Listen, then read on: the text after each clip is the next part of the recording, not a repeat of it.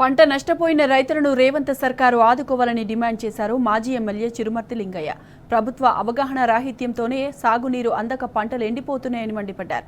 CM Revanth రెడ్డికి పాలన చేతగాక బజారు మాటలు మాట్లాడుతున్నారని దుయ్యబట్టారు.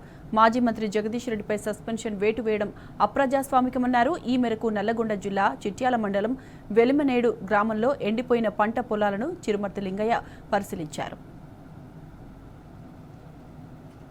అధికారంకి వచ్చిన కొద్ది రోజుల నెల రోజులనే ఇచ్చిన హామీలని పూర్తి చేస్తానని చెప్పిన ఈ రేవంత్ రెడ్డి గారి ప్రభుత్వం ఏ ఒక్క మాట కూడా కట్టుబడలేడు.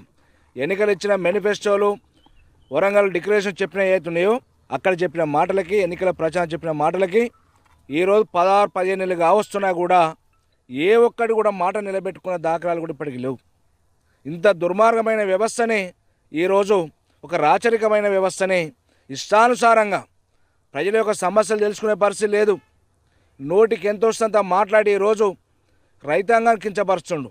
ప్రతిపక్ష నాయకులు అవమానపరిచే విధంగా అసలు తెలంగాణ సాంప్రదాయాలని తుంగలో తొక్కి నోటికి ఎంత వస్తుందంత మాట్లాడే పద్ధతిలో ఊదరగొట్టే మాటలతోటి కాలయాపన చేస్తుంది తప్పితే ఈరోజు ఈ రైతన్న పరిస్థితి ఏం కావాలి? ఈరోజు చేతికొచ్చేది ఎండిపోయి ఈరోజు రైతులు అలమటిస్తుంటే నీ ప్రభుత్వానికి ఏమన్నా షీమునెత్తురుందా? రైతులంటే ప్రేమ ఉన్నదా? అందుకే మేము డిమాండ్ చేస్తున్నాం, రైతుల పక్షాన కానీ ప్రజల పక్షాన కానీ మా బీఆర్ఎస్ పార్టీ కేసీఆర్ గారి నాయకత్వంలో నీ బెదిరింపులకు, నీ అదిరింపులకు, నీ కేసులు పెడతామంటే ఎవడు కూడా భయపడడు. నీ తాటాకు చప్పులకు భయపడరు. రేవంత్ రెడ్డి గారు దయచేసి ఇప్పటికైనా ఒక రైతు కుటుంబంలో పుట్టిన బిడ్డగా నీకేమైనా ప్రజల మీద ప్రేమ ఉంటే ఇచ్చిన హామీలు నెరవేర్చండి.